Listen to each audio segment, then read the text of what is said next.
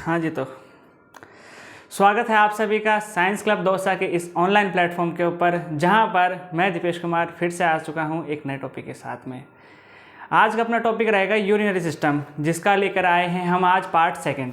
तो हमने आज इससे पहले अपना पार्ट फर्स्ट डिस्कस कर लिया था, जिसके अंदर हमने डिस्कस किया था कि यूरिनरी सिस्टम, रीनल सिस्टम, जिसके अंदर होता क्या क्या है, क्या क्या चीज़ें इंक्लूड की जाती हैं, कौन इसकी बेसिक एनाटॉमी के बारे में और जो इसकी माइक्रोस्कोपिक एनाटॉमी है इसके बारे में हमने डिस्कस किया था, और कौन सी ब्लड वेसल्स या फिर कौन सा इसकी जो ब्लड वेसल्स वगैरह जो भी नलिकाएं हैं कौन सी इसको सप्लाई करती है, किस तरीके से जो शुद्ध ब्लड जाता है और अशुद्ध ब्लड आता है, pure blood, oxygenated blood renal तक यानी किडनी तक पहुँचता है और वापस आता है। पार्ट फर्स्ट के अंदर हमने इतना कुछ जाना। अब हम सेकंड पार्ट स्टार्ट करने वाले हैं, लेकिन उससे पहले हम अपना पार्ट फर्स्ट यूरिनरी सिस्टम का जो अपन ने पढ़ा था उसके बारे में डिस्कस कर लेते हैं थोड़ा सा, ठीक है। तो अपन ने फर्स्ट डिस्कस किया था यूरिनरी सिस्टम क्या होता है। यूरिनरी सिस्टम जैसा कि आपको कल बताया था, नाम से ही क्लियर है, यूरिन। यूरिन मीन्स द आपका जो भी टॉयलेट है, बाथरूम है, जिसको आप बोलते हैं आपकी भाषा के अंदर यूरिन। मेडिकल टर्म के अंदर आपके बोला जाता है यूरिन। क्या बोला जाता है? यूरिन। यूरिन यूरिन इसका मतलब आपके देशी भाषा में हो गया टॉयलेट या फिर बाथरूम। तो मेडिकल साइंस या फिर ब्रांच ऑफ मेडिकल साइंस जिसके अंदर अपन यूरिन इससे रिलेटेड जो भी डिसऑर्डर्स हैं, जो भी डायग्नोसिस हैं, ट्रीटमेंट हैं, उनके बारे में स्टडी करते हैं, उसको बोला जाता है यूरिनरी सिस्टम, या फिर यूरिन की स्टडी करना ही यूरिनरी सिस्टम के अंतर्गत आता है। इसको अपन रीनल सिस्टम के नाम से भी जानते हैं, जिसको रीनल का मतलब होता है आप लोगों के किडनी। किडनी किडनी किडनी का मतलब होता है आपके देसी भाषा में गुर्दा, और हिंदी में बोले तो वृक्क। इसका मतलब होता है किडनी यानी गुर्दा, जिसके अंदर हम किडनी की स्टडी करते हैं। किडनी के अंदर किस तरीके की बीमारी हो रखी है, उसको कैसे डायग्नोसिस करेंगे। डायग्नोसिस का मतलब होता है आपके किस तरीके से उसकी जांच करेंगे और किस तरीके से उसका ट्रीटमेंट देंगे। इसको बोला जाता है आप लोगों के रीनल सिस्टम की study. Branch of medical science that deal with the diagnosis and treatment of the kidney disease include male and female urinary system या रीनल सिस्टम। इसको बोला जाता है आपकी रीनल सिस्टम। अब आपन ने बात करी थी कि रीनल सिस्टम के अंदर क्या क्या चीज़ें इंक्लूड की जाती है। तो सबसे पहले बच्चों आप लोगों के जो रीनल सिस्टम है उसके अंदर इंक्लूड किया जाता है फर्स्टली रीनल यानी किडनी यानी गुर्दा, इसको इंक्लूड किया जाता है। सेकेंड अपन इंक्लूड करते हैं यूरेटर, जिसको बोला जाता है मूत्र नलिका या मूत्र वाहिनी, जिसके थ्रू यूरिन जो किडनी से बना है वो यूरेटर यानी मूत्र नलिका के थ्रू आपके आगे आकर यूरिनरी ब्लैडर में जाता है, जिसको बोला जाता है मूत्राशय, जहां पर आपका यूरिन आकर के स्टोर होता है। स्टोर हाउस ऑफ यूरिन क्या बोला जाता है इसको बच्चों? यूरिन का स्टोर हाउस, ठीक है। और फोर्थ इज यूरेथ्रा, इसका मतलब होता है आपका मूत्र मार्ग, जहाँ से यूरिन आपकी बॉडी से एक्सक्रीट आउट हो जाता है। एक्सक्रीट आउट का मतलब है बॉडी से बाहर निकल जाता है, जिससे आपकी बॉडी के जो भी मेटाबॉलिक वेस्ट प्रोडक्ट हैं वो बॉडी से बाहर निकलते हैं और आपकी बॉडी का बैलेंस बना रहता है। तो अपन ने इतनी बात करी थी। सेकंड अपन ने बात करी थी रीनल के बारे में, रीनल कैसी दिखती है, ये इसकी स्ट्रक्चर के बारे में।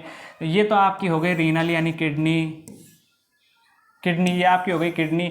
ये आपका हो गया रीनल पेल्विस, जहाँ से बहुत सारी ब्लड वेसल्स एंटर कर रीनल पेल्विस, जिसके अंदर से आप लोगों के जो यूरेटर है, ब्लड जो आपका फिल्टर हुआ वो रीनल पेल्विस के थ्रू आपके यूरेटर में आया और आपके यूरिनरी ब्लैडर में होता हुआ यूरेथ्रा से आपके बॉडी से एक्सक्रीट आउट हो गया। ये आपका हो गया रीनल सिस्टम के बारे में नॉर्मल अपनी डिटेल।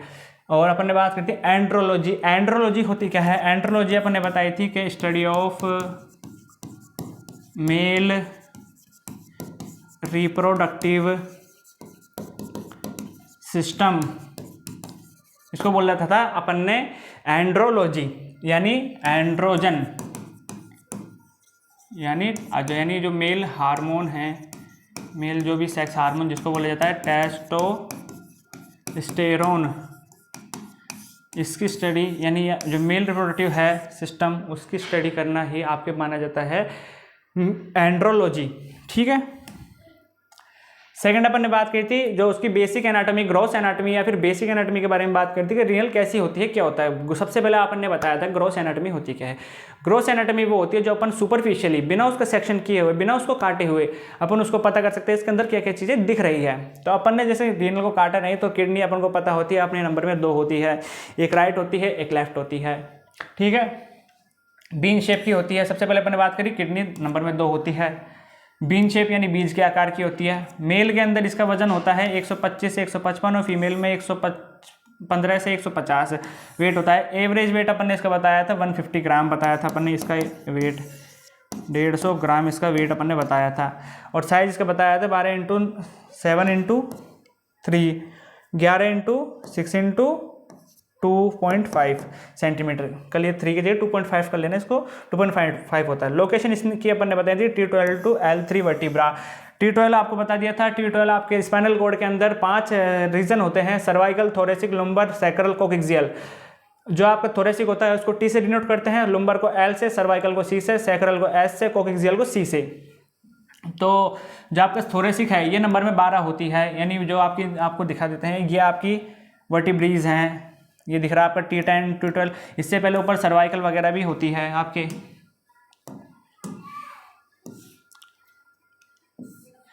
यहाँ पर, इससे ऊपर सर्वाइकल भी होती है।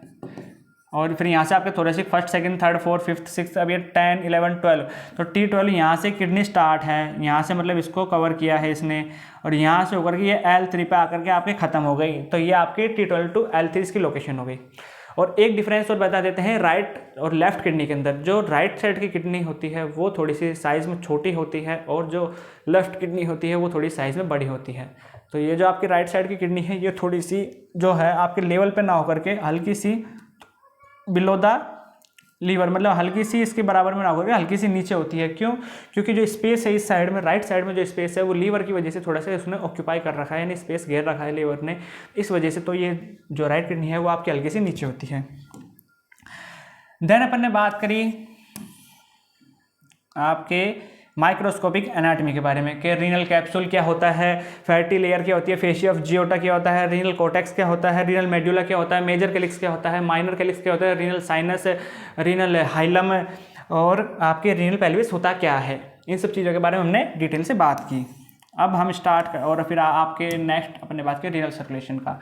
क्या आपके जो ब्लड है, प्योर ब्लड आया, डिसेंडिंग आउटा में गया, जाने के बाद रीनल आर्टरी बनी वहाँ पर किडनी के लिए, और यहाँ से आपको दिखा रखा है एब्डोमिनल आउटा।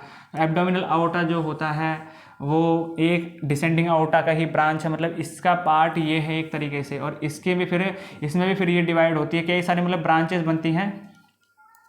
तो ये आपकी ब्रांचेस बनती रहती हैं। और आपका जो ये रेड कलर का है ये तो है आपका ऑक्सीजनेटेड ब्लड, यानी शुद्ध ब्लड, शुद्ध खून है जो आपके सप्लाई हो रहा है। और ये वासा रेक्टा पेरिट्यूबुलर कैपिलरी से होता हुआ, और आपके यहाँ पर वासा रेक्टा पेरिट्यूबुलर कैपिलरी तक होता हुआ, यहाँ से फिर इसने सप्लाई किया, और यहाँ से फिर इसने और डीऑक्सीजनेटेड ब्लड, मतलब यहाँ पर इसने सेल को दे दिया, सेल और टिश्यू को ऑक्सीजन तो दे दिया, और ऑक्सीजन तो इसने दे दिया, और CO2 इसने ले लिया। CO2 लेकर ये चलिए अपने घर को, और वेन बनाती हुई वेन इन्फीरियर वेना केवा में जाकर के मिल जाती है। इन्फीरियर वेना केवा वो वेना केवा ये लार्जेस्ट वेन होती है जो क्या करती है, आपके जो लोअर लिम्ब है वहाँ से जो आपका ब्लड है, इम्प्योर ब्लड, उसको लेकर के आती है। ठीक है, सेकंड अपन ने बात की। अब अपन स्टार्ट करेंगे आज नया टॉपिक अपना, नेफ्रॉन, जिसको बोला जाता है हिंदी में वृक्काणु। वृक्काणु होते क्या है, नेफ्रॉन होता क्या है। तो नेफ्रॉन की देखिए सबसे पहले तो स्ट्रक्चर ये होती है। क्या होता है नेफ्रॉन के बारे में अपन बात करते हैं पहले। नेफ्रॉन जो होती है सबसे पहले तो अपनी फर्स्ट पॉइंट अपन स्टार्ट करते हैं अपना, कि ये है structural and functional unit of kidney.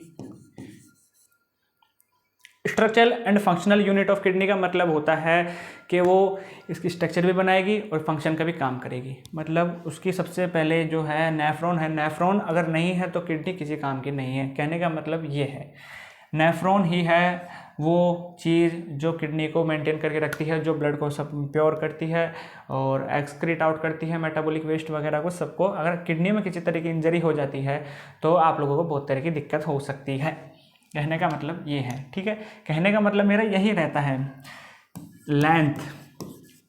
Length इसकी होती है, इसकी लेंथ होती है सबसे पहले अपनी 3255 मिलीमीटर यानी mm, और इंचेस में बात करें तो 1.2 to 2.2 इंच में ये इसकी लेंथ होती है।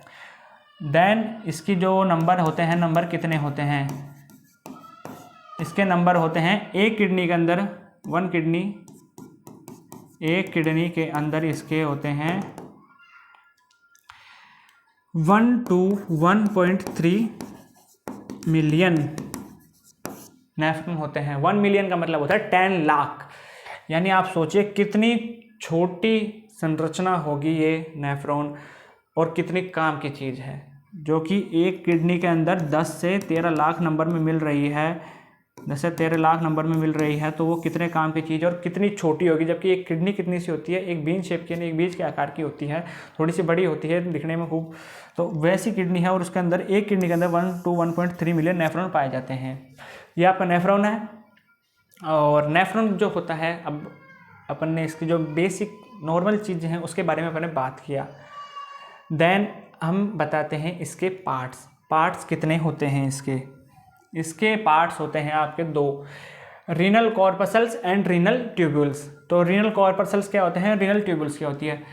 रीनल जो कॉर्पसल्स होते हैं इनके अंदर आप लोगों के इंक्लूड किया जाता है 2 चीज़ों को।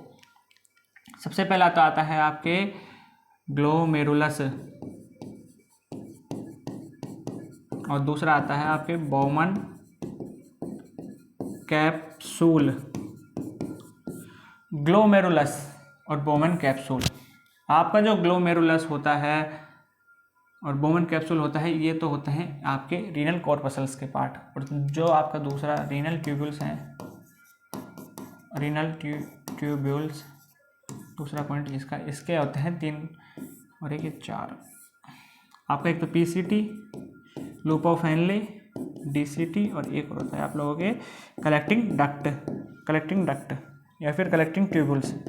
कलेक्टिंग ट्यूब्यूल से कलेक्टिंग डक्ट के नाम से जानते हैं इसको, DCT, loop of Henley, PCT.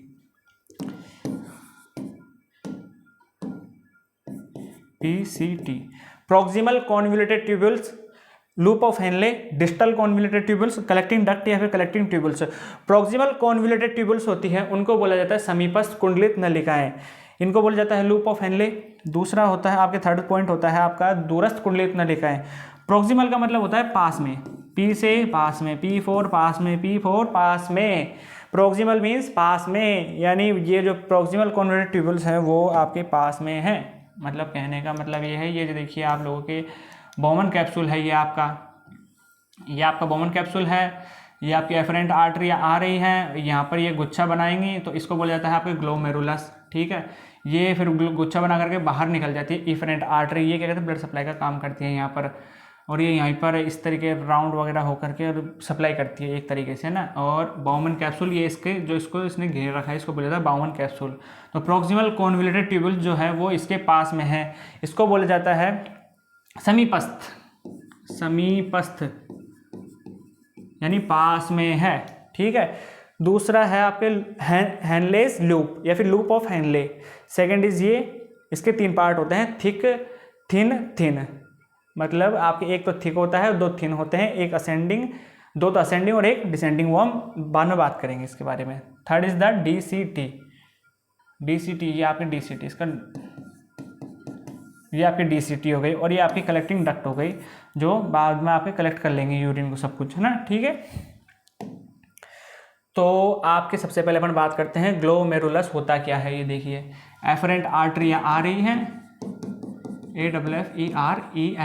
AFFERENT, efferent यानी आना, एफरेंट आर्टरी आ गई, इसने क्या किया, गुच्छा बनाया, तो गुच्छा बना करके इसने यहाँ पर फिर एक और चीज़ बना दी, ग्लोमेरुलस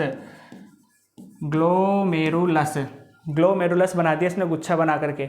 और देन ये इफरेंट हो गई, इफरेंट, यानी उसको आ से तो ए से तो आना और ई से इधर आना, यानी उसको किसी ने बुला लिया, इधर आना, ई से इधर आना, ये ध्यान रखना। और ऐसे ओनली फॉर आना, तो वो उधर से ए से तो आएगी और ई से किसी ने उसको बाहर बुला लिया तो वो इधर से चले जाएगी, इधर से इधर आना या फिर इधर से चले जाना, उसको भगा दिया, कुछ भी मान लो आपके अकॉर्डिंग, ठीक है। तो इसने जो गुच्छा बनाया है ब्लड वेसल्स का या फिर कैपिलरी ऑफ नेटवर्क है तो उसको बोला जाता है ग्लोमेरुलस। और जो इसको इस तरीके से कवर करके रख रखा है close shape cup like structure है उसको बोला जाता है बाउमन्स कैप्सूल। तो आपको नेक्स्ट स्लाइड में बताते हैं रीनल कॉर्पस्कल, ठीक है। अपना जो फर्स्ट पॉइंट रहेगा अपना ग्लोमेरुलस। ग्लोमेरुलस होता क्या है? ग्लोमेरुलस जो होता है network of capillaries, network of capillaries, यानी कैपिलरीज का नेटवर्क, यानी सूक्ष्म नलिकाओं का नेटवर्क, यानी जाल होता है एक तरीके से। देखिए आपको जाल, आपको पता है इसने गुच्छा बनाया, यानी जाल बनाया एक तरीके से, किसका? सूक्ष्म नलिकाओं का। ये जो एफरेंट आर्टरी है बहुत ज़्यादा पेरिट्यूबुलर आर्टरी, पेरिट्यूबुलर और कैपिलरीज वगैरह इन सब में डिवाइड होकर के सब कुछ इसने ब्लड सप्लाई जो यहाँ पर करी है उसको कैपिलरी बोला जाता है एक तरीके से। नेटवर्क है कैपिलरीज का, ठीक है, उसको बोला जाता है आप लोगों के ग्लोमेरुलस। और इसके अंदर पाई जाती है आपकी मीसेंशियल सेल, सॉरी मीसेंशियल सेल नहीं, इसके अंदर पाई जाती है पोडोसाइट, पोडोसाइट नाम की इसके अंदर सेल प्रेजेंट होती है, सेल पाई जाती है पोडोसाइट, जो क्या काम करती है? एक्ट एज ए मैक्रोफेज की तरह वो काम करती है, यानी जो बाहर से फॉरेन मटेरियल या फिर किसी भी तरह की जो गंदगी आती है उनको, बैक्टीरिया वगैरह होता है उनको डिस्ट्रॉय करने का काम करती है, पोडोसाइट पाई जाती है ग्लोमेरुलस के अंदर, ठीक है। सेकंड अपन ने जो बात करी वो था अपना बोमन कैप्सूल, बोमन कैप्सूल या फिर जिसको हिंदी में बोला जाता है बोमैन संपुट। ये आपकी एक कप शेप स्ट्रक्चर होती है, कप लाइक या फिर कप शेप स्ट्रक्चर होती है। वो किसके लिए रेस्पॉन्सिबल होती है? आपके कप शेप स्ट्रक्चर होती है वो आपके रेस्पॉन्सिबल होती है filtration of urine, filtration of urine. Urine का फिल्ट्रेशन किस तरीके से होगा? आप लोगों के एफरेंट आर्टरी या ब्लड को लेकर के आई, यहाँ पर इसने क्या किया, जो जाल बनाया, जाल बनाने के बाद ये यहाँ से जो अपना ब्लड है इसको प्यूरिफाई करने का काम करेगी एक तरीके से। और यहाँ से ब्लड जो है आपके प्योर ब्लड है या फिर उसमें से जो भी इम्प्योरिटीज़ है वो बोमन कैप्सूल के थ्रू आपके पीसीटी डीसीटी सब में जा करके मिल जाता है और यूरिन बॉडी के थ्रू एक्सक्रेट आउट हो जाता है, ठीक है। ये ब्लड लेकर के आएंगी और ये आपके फिल्ट्रेशन का काम करेगा। बोमन ने सबका बॉम्ब बजा दिया, ठीक है। अब अपने आते हैं रीनल ट्यूबुल्स के ऊपर। रीनल ट्यूबुल्स यानी वृक्क नलिकाएं, हिंदी में बोले तो ये देखो ना, ये देखो ये गलत हो गया, हाँ, वृक्क नलिकाएं यानी बहुत सारी नलिकाएं होती हैं। सबसे पहले प्रोक्सिमल कॉन्वोल्यूटेड ट्यूब्यूल जिसको बोला जाता है समीपस्थ कुंडलित नलिकाएं जो पास में होती हैं। तो अब देखिए अपना नेफ्रॉन की स्ट्रक्चर, ये अपना नेफ्रॉन हो गया, ये अपना एक तरीके से नेफ्रॉन हो गया और ये चली गई अपनी लूप ऑफ फैनले, ये डीसीटी और ये आपके एक तरीके से, ठीक है, ये आपके नेफ्रॉन बन गए एक तरीके से। और ये आपका इधर से एफरेंट आ गई, ये इसने गुच्छा बनाया, ये एफरेंट निकल गई बाहर। तो जो प्रोक्सिमल कॉन्वोल्यूटेड ट्यूबुल्स है ये पीसीटी हो गई। तो पीसीटी किस किस के बीच में प्रेजेंट है? सबसे पहले तो इसकी लोकेशन बात करते हैं अपन, ये अपने फिक्स पॉइंट रहेंगे इनके अंदर, पीसीटी डीसीटी लूप ऑफ फैनले के अंदर। सबसे पहले इसकी लोकेशन की बात करते हैं, ये अपने प्रेजेंट होती है किसके ऊपर, किसके बीच में? बोमन कैप्सूल के बीच में। बोमन कैप्सूल इसके ऊपर है और इसके नीचे क्या है? लूप ऑफ हैनले, इसके बीच में ये प्रेजेंट होती है। ये किससे मिलकर बनी होती है? मेड बाय, किस तरह के टिश्यू से मिलकर बनी होती है? ये सिंपल क्यूबोइडल टिश्यू से मिलकर बनी होती है ये। देन इसके अंदर क्या प्रेजेंट होती है, इसकी जो एपिथीलियम है, एपिथीलियम यानी पीसीटी की जो लाइनिंग होती है, पीसीटी यानी इसकी लाइनिंग के ऊपर छोटी छोटी एपिथीलियम में माइक्रोविलाई प्रेजेंट होती है। माइक्रोविलाई आप लोग हाईलाइट कर देते हैं, माइक्रोविलाई प्रेजेंट होती है जो क्या करती है, इसका जो सरफेस एरिया है यानी सरफेस एरिया जो है, जो इसका एब्जॉर्प्शन का एरिया है उसको बढ़ा देती है, जिससे ये एब्जॉर्प्शन की जैसे कैपेसिटी है वो थोड़ी बढ़ जाती है, यानी एब्जॉर्प्शन करने में हेल्प करती है एक तरीके से, ये एब्जॉर्प्शन में हेल्प करती है। तो ये एक तरीके से माइक्रोविलाई प्रेजेंट होने की वजह से माइक्रोविलाई प्रेजेंट होती है, जो कि आपके जो इसका फंक्शन है, मेन फंक्शन इसका क्या था, आपके मेन फंक्शन है इसका रीएब्जॉर्प्शन। रीएब्जॉर्प्शन कैसे, एब्जॉर्प्शन क्यों नहीं है, रीएब्जॉर्प्शन ऐसे क्योंकि आपके जो इंटेस्टाइन है वहाँ से उसने पहले से एब्जॉर्ब कर लिया खाना, जो भी आपके फैट प्रोटीन कार्बोहाइड्रेट हैं उनको इंटेस्टाइन ने कर लिया। अब सेकंड बारी पीसीटी की है, तो पीसीटी जब एब्जॉर्ब करेगी तो उसको बोला जाता है रीएब्जॉर्प्शन, ये दोबारा एब्जॉर्ब करेगी वो उसको। और जैसे मान लो आपके यहाँ पर जो ब्लड आपका प्यूरिफाई होकर के छना, तो उस छनने के दौरान अगर कोई ऐसे बड़े पार्टिकल्स आ गए हों तो उसको भी ये रीअब्जॉर्ब करने का एक तरीके से काम करती है। वैसे तो जल्दी से होते नहीं है लेकिन करने का काम करती है छन, ये इसका मेन फंक्शन हो गया। अब ये रीअब्जॉर्प्शन करती किस किस चीज़ का है, रीअब्जॉर्प्शन किस किस चीज़ का करती है, ये करती है ग्लूकोज का। जो आपने ग्लूकोज लिया, मान लो ग्लूकोज आ गया बाई चांस आपके छन करके या फिर वहाँ पर एब्जॉर्ब नहीं हो इंटेस्टाइन में, तो ये क्या काम करती है, सबसे पहले तो ग्लूकोज को एब्जॉर्ब करेगी, ग्लूकोज को जान नहीं देगी, ग्लूकोज तो कहाँ जा रहा है, आजा मेरे पास, मेरे को दे जा शक्ति, तू मीठा है इस तरीके से, है ना। सेकंड ये एब्जॉर्ब करता है अमाइनो एसिड्स को। अमाइनो एसिड क्या होते हैं, अमाइनो एसिड होते हैं प्रोटीन्स, तो प्रोटीन्स को भी ये एब्जॉर्ब करता है, तो प्रोटीन को बाहर नहीं आने देता। अगर प्रोटीन यूरिन के थ्रू एक्सक्रीट होते हैं बॉडी से तो उसको बोला जाता है एक कंडीशन प्रोटीन यूरिया, जो हम बाद में जो अपना मेडिकल सर्जिकल पढ़ेंगे उसमें एक डिजीज़ आएगी नेफ्रोटिक सिंड्रोम, उसके अंदर रीनल सिस्टम की डिजीज़ है नेफ्रोटिक सिंड्रोम, उसके अंदर हम समझेंगे प्रोटीन यूरिया होता क्या है, किस तरीके से होता है, ठीक है। अमाइनो एसिड्स वगैरह, फॉस्फेट वगैरह, फॉस्फेट हुआ और जो भी कुछ आपके एसेंशियल्स जो भी होता है आपके, फॉस्फेट हो गया, सोडियम वगैरह, क्लोराइड वगैरह, क्लोरीन, कैल्शियम वगैरह, सब चीज़ों को ये एब्जॉर्ब करने का काम करता है, ठीक है। ये हो गया अपने पीसीटी की बात। सेकेंड अपन बात करते हैं लूप ऑफ हेनले की। Loop of Henle, loop Henle के लूप या फिर लूप ऑफ हेनले, हिंदी में बोले तो हेनले के लूप, है ना। तो ये सबसे पहले तो ये प्रेजेंट होता है किस किस के बीच में, present between the PCT and DCT, present between BW, BW का मतलब होता है बिटवीन, ठीक है, बीडब्ल्यू मीन्स बिटवीन, कहीं आप डिस्टर्ब हो, बीडब्ल्यू का मतलब बिटवीन। तो ये पीसीटी और डीसीटी के बीच में प्रेजेंट होता है लूप ऑफ हेनले। इसका जो मेन फंक्शन है, अब इसके फंक्शन की बात करते हैं, ये फंक्शन क्या करता है, ये करता है रीअब्जॉर्ब करता है वाटर को एंड सोडियम को और डाइल्यूट करने का काम करता है, डाइल्यूट द वाटर, ठीक है, वाटर को डाइल्यूट या फिर यूरिन को डाइल्यूट बनाने का काम करता है, डाइल्यूट द वाटर या फिर यूरिन, ठीक है, एक तरीके से इसका काम करता है। ये लूप ऑफ हेनले हुआ।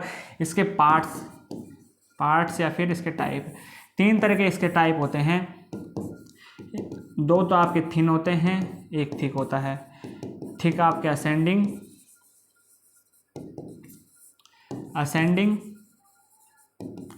और ये डिसेंडिंग, ठीक है। मतलब आपके जो थिक है यानी जो इसके पास वाला कोई लूप ऑफ हेनले जब स्टार्ट हुआ तो उसका जो फर्स्ट पार्ट रहता है वो असेंडिंग यानी पास में उसके तो थोड़ा सा मोटा रहता है, फिर सेकंड है जो उसका असेंडिंग वाला पार्ट रहता है इसके बाद में तो वो थोड़ा सा थिन रहेगा, देन लास्ट में डिसेंडिंग यानी दूर वाला पार्ट उसके थोड़ा सा डिसेंड में यानी थिन रहेगा, पतला रहेगा, ठीक है। इस तरीके से loop of Henle is clear. Then we discuss about the DCT यानी डिस्टल कन्वोल्यूटेड ट्यूब्यूल्स, जिसको बोला जाता है दूरस्थ कुंडलित नलिकाएं, दूरस्थ क्यों बोला इसको? क्योंकि अभी अपन ने बात करी थी, ये आपका नेफ्रॉन हुआ, ये आपका नेफ्रॉन हुआ, ये नेफ्रॉन आया, ये लूप ऑफ हेनले आ गए, ये डीसीटी आ गया एक तरीके से। ये अपन ने यहीं पर डीसीटी के साथ अपने कलेक्टिंग डक्ट बना दी, ठीक है। ये आपके आ गई ग्लोमेरुलस, ये एफरेंट आ गई, ये एफरेंट निकल गई, ये एफरेंट हो गई, ईफरेंट हो गई, और ये आपका ग्लोमेरुलस हो गया, ये आपका बोमन्स कैप्सूल हो गया, ये आपके पीसीटी हो गई, ये आपके loop of Henle, then is DCT. DCT कैसे है, दूरस्थ कैसे है, ये बोमन कैप्सूल के बजाय में ये इसके डीसीटी यानी दूर है, तो इसलिए इसको दूरस्थ बोला। अब आप बोलोगे इसको ये इसके तो पास में है, लेकिन जब अपन स्ट्रक्चर पढ़ रहे हैं तो यहाँ से पढ़ रहे हैं, इस वजह से ये इसके कंपेरिजन में यानी पीसीटी के कंपेरिजन में जो डीसीटी है वो दूर है, तो इस वजह से इसको दूरस्थ कुंडलित नलिकाएं बोला। तो अब वही अपने सबसे पहले पॉइंट आता है अपना लोकेशन। लोकेशन इसकी क्या होगी? लोकेशन बच्चों क्या होगी? सबसे पहले होगी आपका, इससे ऊपर कौन है? लूप ऑफ हेनले, और इसके नीचे कौन है? कलेक्टिंग डक्ट या फिर कलेक्टिंग ट्यूब्यूल्स यानी संग्राही नलिकाएं, इनके बीच में प्रेजेंट है आपका डीसीटी। सेकंड अपन बात करते हैं इसका जो इसके अंदर जो एपिथेलियम है ये किससे मिलकर बना होता है? ये भी होता है आपके सिंपल क्यूबोइडल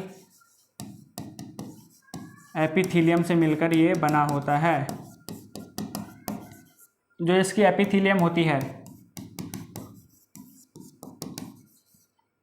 उसके ऊपर जो आपकी माइक्रोविलाई है वो एब्सेंट होती है, जिस वजह से ये इतना मतलब ज़्यादा एब्जॉर्प्शन का काम नहीं कर पाता, लेकिन सीक्रेशन का काम इसका जो होता है मेन होता है।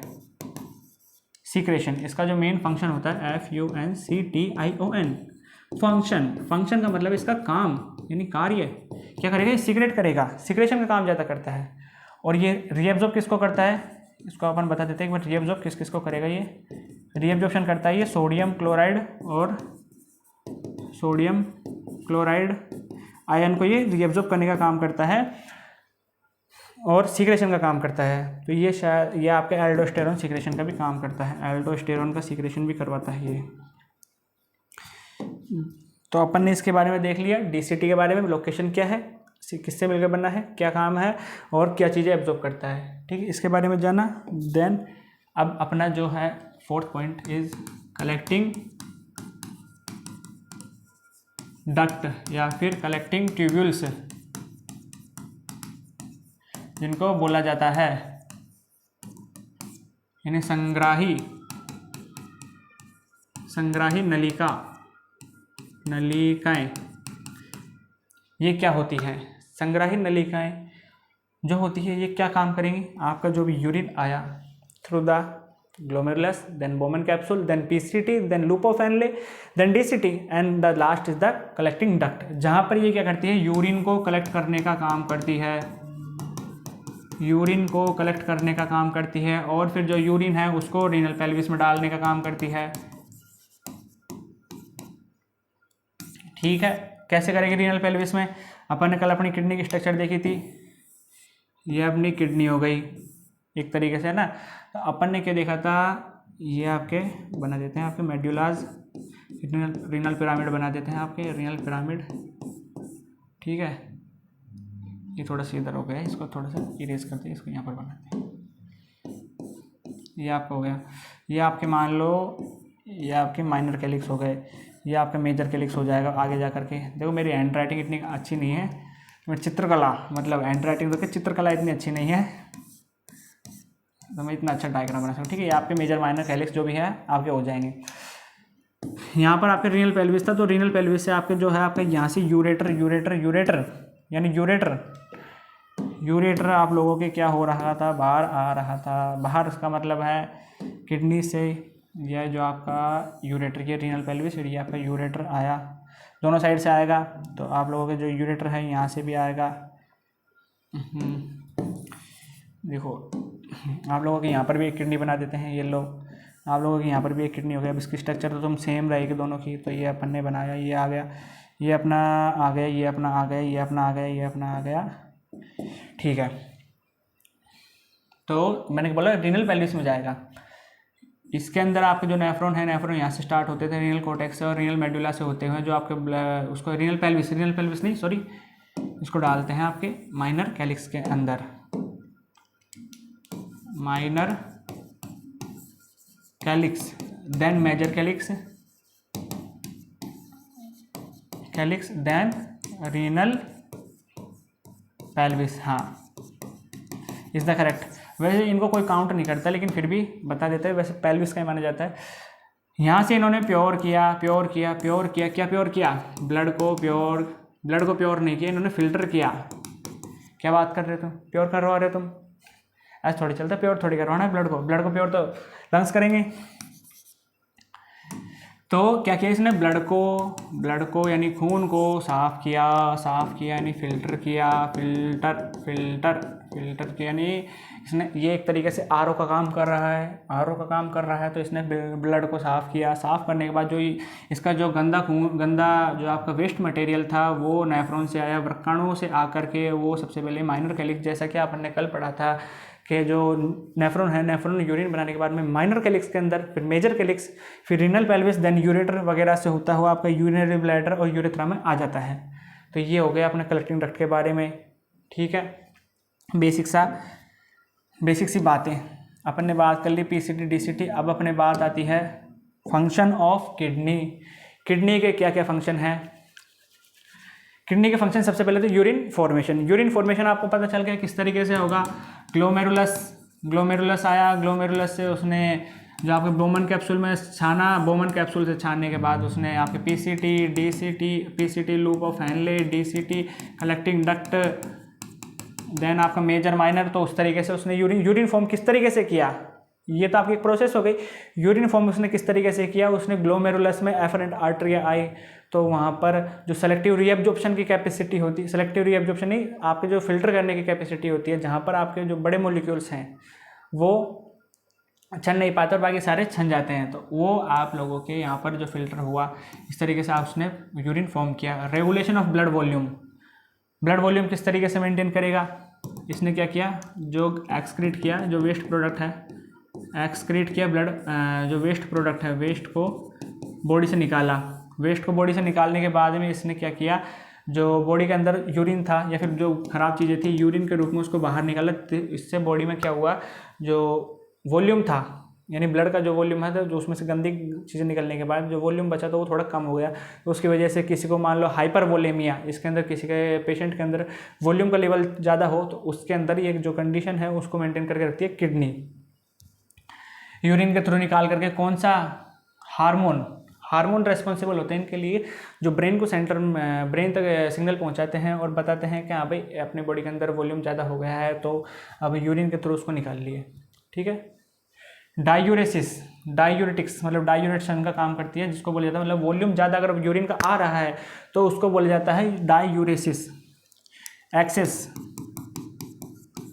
एक्सेस यूरिन का आना, वैसे तो उसको बोला जाता है पॉलीयूरिया किसको बोलते हैं? जब 3000 या 2500 से या फिर 3000 ml से ज़्यादा यूरिन आपके 24 आवर्स में आ रहा है तो उसको बोला जाता है पॉलीयूरिया। और डायूरेसिस की कंडीशन यानी यूरिन डबल बार, यानी डाई और यूरेसिस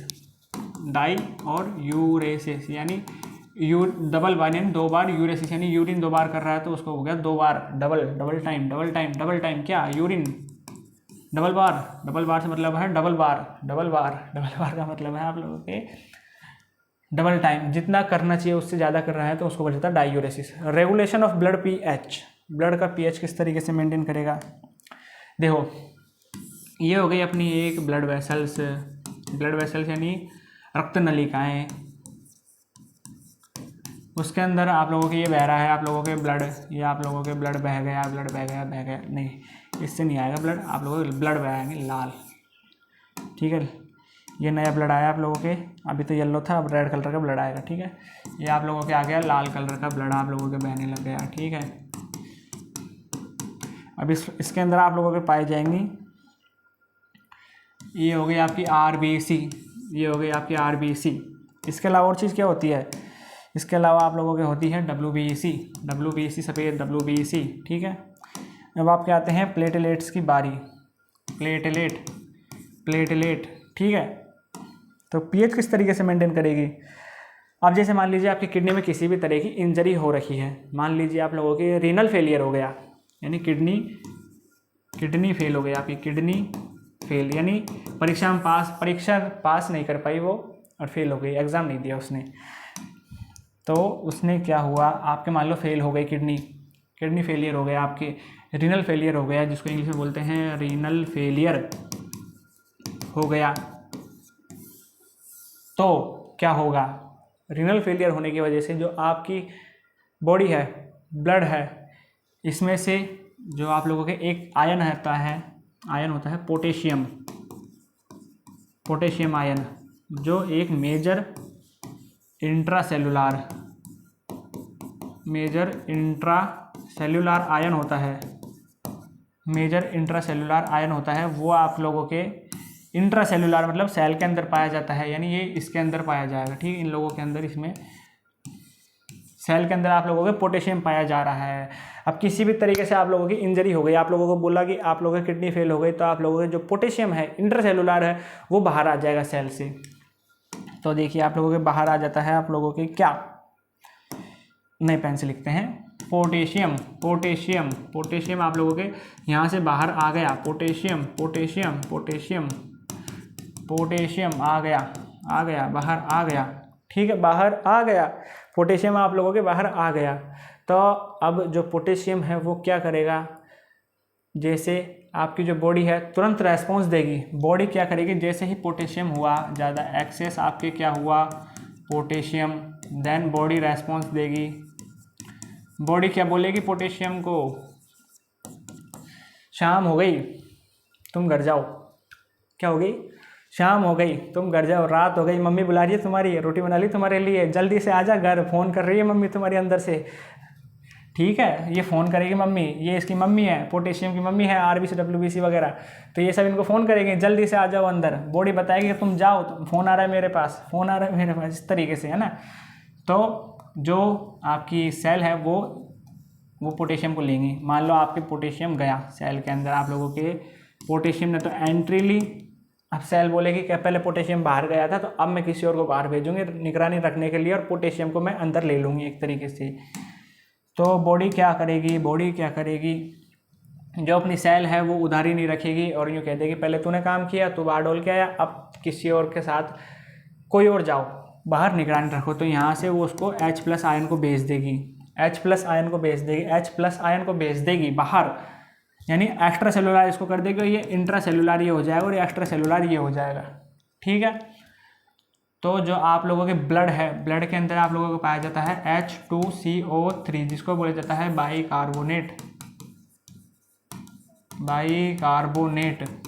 बाइकार्बोनेट। तो जो अपना H+ है वो इन लोगों के साथ दोस्ती कर लेगा, मतलब H+ आयन कभी भी अकेला नहीं खेलता है, तो H+ आयन तो इसके साथ जुड़ेगा H2CO3 के साथ में, HCO3 ओनली फॉर बाइकार्बोनेट, हाँ HCO3 bicarb,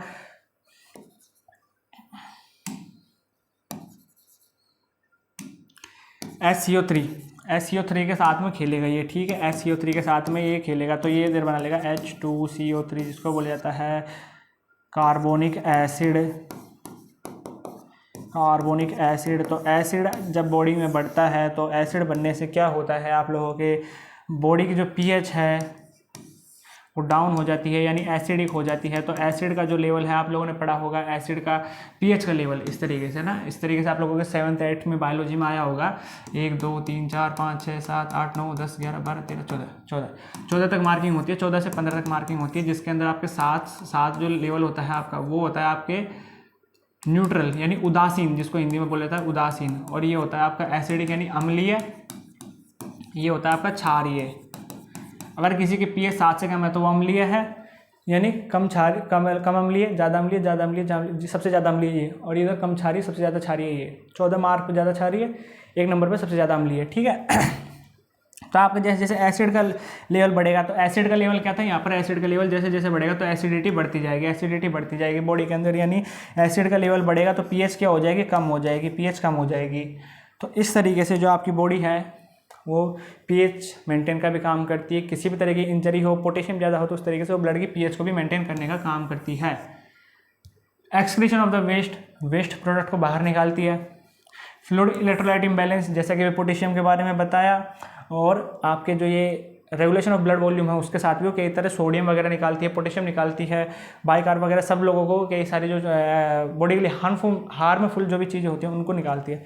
absorption of electrolyte को एब्जॉर्प्शन करती है, जैसा कि अपने पीसीटी डीसीटी के बारे में पढ़ा, वो कई तरह के इलेक्ट्रोलाइट जैसे पोटेशियम, सोडियम, इन सब चीज़ों को रीएब्जॉर्ब कर रही थी। हार्मोन का प्रोडक्शन, सबसे पहले तो ये हार्मोन का प्रोडक्शन करना है रेनिन, सेकंड करता है इरिथ्रोपोइटिन,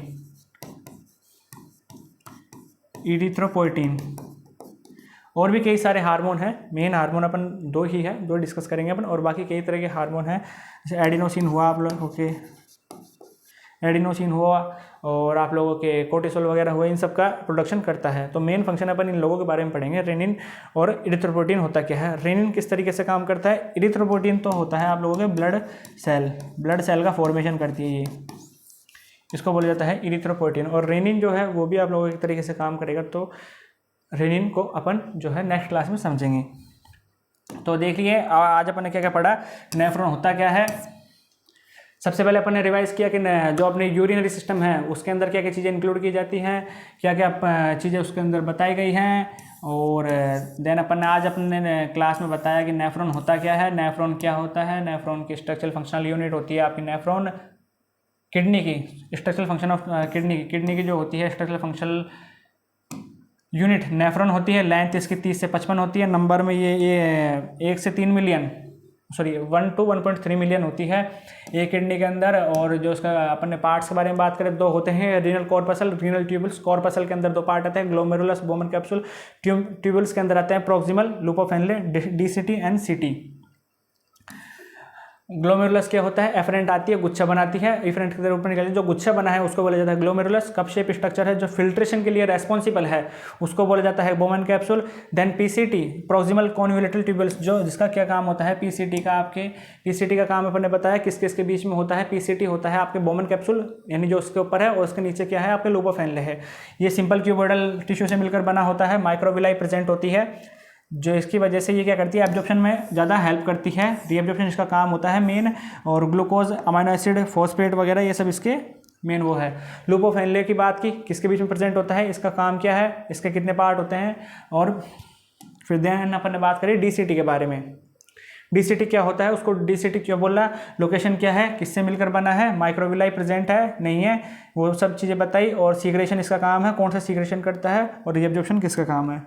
कलेक्टिंग डक्ट की बात करी, कलेक्टिंग डक्ट क्या करती है, यूरिन को कलेक्ट करके minor calyx, major calyx, renal pelvis पे होते हुए यूरेटर में आकर के यूरेथ्रा और यूरिनरी ब्लैडर और यूरेथ्रा से होकर के एक्सक्रीट आउट कर देती है। देन अपन ने बात करी फंक्शन ऑफ किडनी, क्या है फंक्शन ऑफ किडनी होती क्या है, फंक्शन यानी कार्य, आप लोगों के एक तरह से यानी फिजियोलॉजी आप लोगों को बता देते हैं। बीएससी नर्सिंग फर्स्ट सेम के अंदर, बीएससी नर्सिंग फर्स्ट सेम में सब्जेक्ट आएगा आप लोगों के एनाटॉमी, वो ही उसमें भी ये हेल्पफुल रहेगा। ये एक तरीके से आप लोगों के जूलॉजी का भी चैप्टर है, तो आप लोगों को बेसिक चीज़ें बताया, ज़्यादा डीप नहीं बता रहे हैं, नॉर्मल सुपरफिशियली। जिससे ये एनाटॉमी सब्जेक्ट आएगी, एनाटॉमी एंड फिजियोलॉजी। तो एनाटॉमी के अंदर तो आप लोगों को जो उसकी स्ट्रक्चर वगैरह है उसके बारे में जानना है। फिजियोलॉजी बोला जाता है फंक्शन, फिजियोलॉजी बोला जाता है फंक्शन। तो यूरिन फॉर्मेशन बताया सबसे पहले, तो यूरिन किस तरीके से फॉर्म करेगी, किस तरीके से फिल्टर करेगी, ब्लड वॉल्यूम को कैसे करेगी, पीएच को कैसे मेंटेन करेगी, पोटेशियम के एग्जांपल से समझा, एक्सक्रीशन कैसे करेगी वेस्ट का अभी बताया, और फ्लूइड इलेक्ट्रोलाइट इम्बैलेंस को करेगी, जिससे फ्लूइड इलेक्ट्रोलाइट इम्बैलेंस कैसे हो जाता है, पोटेशियम मान लो ज़्यादा हो जाता है तो एसिड बॉडी के अंदर बढ़ जाता है, इसकी वजह से ब्लड पीएच डिस्टर्ब होती है, फ्लूइड इलेक्ट्रोलाइट भी डिस्टर्ब होते हैं। और फ्लूइड इलेक्ट्रोलाइट जो इम्बैलेंस है, इम्बैलेंस नहीं, fluid electrolyte balance,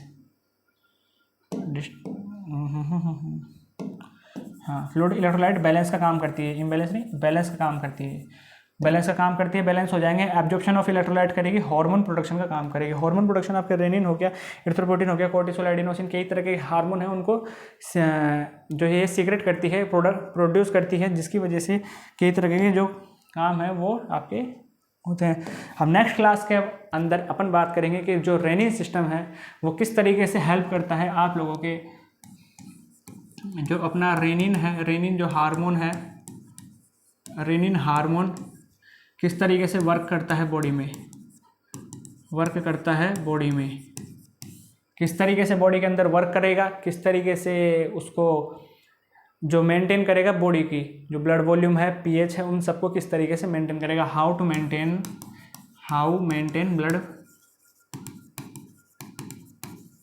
blood volume, GFR and other hormone. ठीक है, अदर हार्मोन, ठीक है, कई तरीके के हार्मोन है, उनको किस तरीके से ये मेंटेन करेगा। तो नेक्स्ट क्लास के अंदर अपन बात करेंगे रेनिन होता क्या है, और फिर उसके बाद अपन बात करेंगे अपने यूरेटर, यूरिनरी ब्लैडर और यूरेथ्रा के अंदर क्या क्या चीज़ें इंक्लूड की जाती है।